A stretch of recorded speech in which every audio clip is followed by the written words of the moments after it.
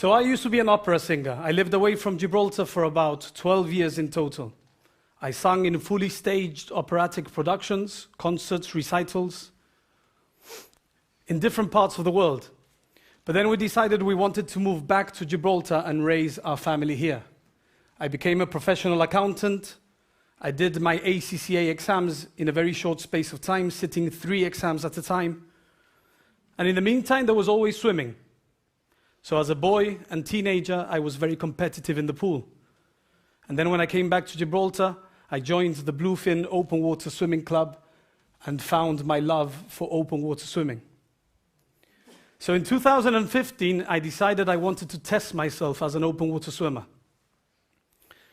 I did a couple of round the rocks. Having done well in those, I decided I wanted to swim the Strait of Gibraltar the following year. After that, I put my name down for the English Channel. And in preparation for the English Channel, I swam a double round the rock, which is from Western Beach to Eastern Beach, and then back again to Western Beach. A distance of 23 kilometers and a swim that hadn't been done before. Now, when I prepare for one of these big swims, what I try to acquire is resilience. I put myself in difficult situations on a regular basis. I expose myself to harsh conditions regularly so that when these present themselves in the big swims, I am well prepared. Now, what I learned from swimming the English Channel was the importance of leaning on your support team. You lean on your support team so that you can focus fully on what you're there to do. Now, my support team is usually my wife, my parents, other family members and friends. So what they need to do is know exactly when I need to stop, what I need to feed and drink, how those drinks are prepared, the temperature of those drinks, so that I can think solely on swimming. Now, the pilot of the vessel is also a very important part of the support team. They dictate the course of the swim, taking into account the swimmer's speed, the currents, and the tide on that particular day.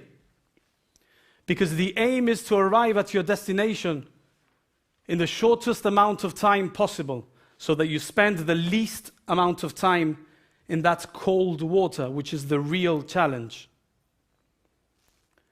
Now, all of this is made possible by adopting good time management. So I like to think of how quickly do I move from being at work, working, to being in a training session, or being with my family, spending quality time.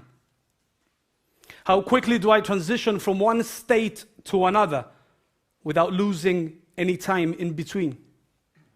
As an example of time management and how I put it into practice, when I did my ACCA exams, I used to go into the office at 9 o'clock in the morning on a Sunday and on a Saturday and study for 4 hours solid. As a result, I was then able to enjoy quality time with my family in the afternoon and evening. And I was effective in my studies because I had set aside that fully concentrated, fully focused period of study. And I had done it at work, in the office, rather than at home. So in 2017, I swam a double Strait of Gibraltar.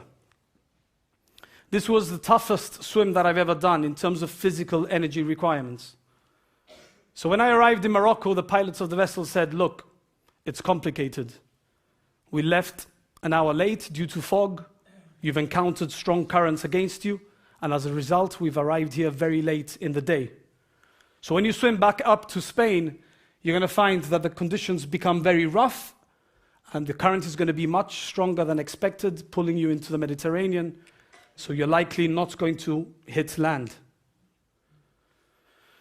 And then in addition, he said, "If you quit now, we'll charge you for a single straight. But if you carry on swimming, we're going to have to charge you for a double, even if you're unsuccessful." So there I am, floating in Morocco, trying to make a decision. Should I carry on swimming or should I call it a day? And at that point in time, my dad asked the pilot of the vessel, is there any chance whatsoever that he could make it? And the pilot of the vessel said, there is a very slight, remote possibility that he could make it. And that was enough for me. I started swimming again. Because I had already been there for the single straight, and I was more afraid of never having the opportunity to attempt a double straight again than I was of failing the swim on that attempt. So indeed, it got very rough on the way up, and it was a very, very tough swim. But I was rewarded with a successful swim in the end. So when do you think I feel the most joy? During a training session, or when I complete one of these big swims? By a show of hands, when do I feel the most joy? During a training session? Or when I complete one of these big swims? Okay, so it was a trick question. So when I complete one of these big swims, what I feel is pride and satisfaction. But I am genuinely concerned about my health. I want to get on that vessel as quickly as possible, wrap up, have something warm to drink. Because you never know how your body is going to react after you've been swimming for 9 or 10 hours and you stop. Whereas, on the other hand, when I'm training, with every single stroke that I swim, I feel like I'm getting closer to achieving my ultimate objective. With every single training session, I feel like my body is growing in the right direction. And by having those targets and those objectives, my life is more meaningful. And all of this combined adds to my overall level of happiness and joy. So what I learned from the world of opera was discipline, amongst many other things. So as an opera singer, you have to take care of your voice, eat the right food, sleep enough. You have to learn and perform the music accurately and strictly according to the composer's wishes. Not in the least because you have a conductor and an orchestra trying to accompany you. So I've been able to put into practice a lot of what I learned in terms of discipline from the world of opera in everything else that I've done subsequently. So also in 2017, I traveled to the States and I swam the Catalina Channel. The Catalina Channel is roughly the size of the English Channel, so between 34, 36 kilometers. The only difference with this swim is that it was a night swim.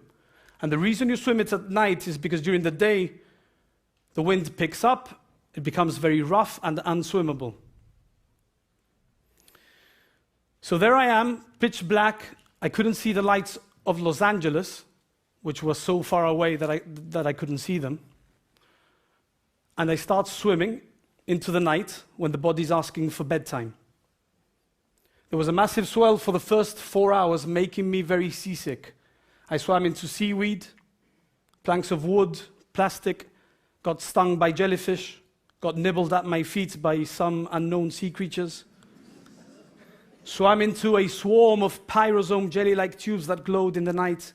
I didn't know what they were at the time. So I was genuinely very, very scared for the first few hours of this swim. And the reason I believe I was able to continue swimming and complete the swim was because I was able to fully focus on my swimming, fully focus on what I was there to do. I was able to shut out the noise and ignore the distractions. So I was focusing on my swimming technique, adapting that technique to the changing conditions, and monitoring my energy levels. So the things within my control. And I think it's a useful skill to have. For example, at work, if you have a project to hand in by a certain deadline, the ability to be able to focus fully on that and ignore the distractions and shut out the noise makes you much more effective. So last year, summer 2018, I swam 46 kilometers around the island of Manhattan. This is also a very tough swim because the final 2 or 3 hours of the swim, you're swimming down the Hudson, and you've got this swell coming in from the Atlantic Ocean head on. Now, when swims get tough, what comes to mind is a famous saying by Captain Matthew Webb, the first person to cross the English Channel. And he said, "Nothing great is easy. Nothing great is easy." And once you say that to yourself often enough, you start to realize that in order to achieve these challenges, you're going to have to suffer. And once you accept that you're going to have to suffer, then you're prepared to put in the work. So all of these swims that I've done have been equally tough in different ways. There's always unforeseeable circumstances, difficulties which arise. So it's useful not to have the delusion that these swims are going to be easy. And then the swims meet your expectations, and you're better prepared for them as a result. Nothing great is easy. But it's not all about pain. So in the beginning, when you start training, after you've taken a break, those training sessions are very hard. Your body's not used to that intensity. But the more you train, you pick up, you grow exponentially. And you're able to pile on the intensity, the duration of the swims, the distances, with minimal extra effort. You grow exponentially, you gain momentum, break the inertia. But it's the same with your mind. So the more new things you learn, the easier it is to learn new things. You step outside of the box, you move from your comfort zone, and the more often you do that, the easier it becomes to absorb new information and to grow as a professional, as an individual.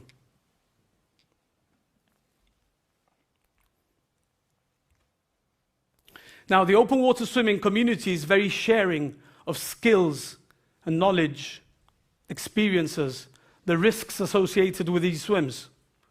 So you write to someone on the other side of the world, and they'll reply as soon as they can, giving you all the information that they're able to. And I think it's an admirable culture to follow in everything that we do. Everyone benefits from it.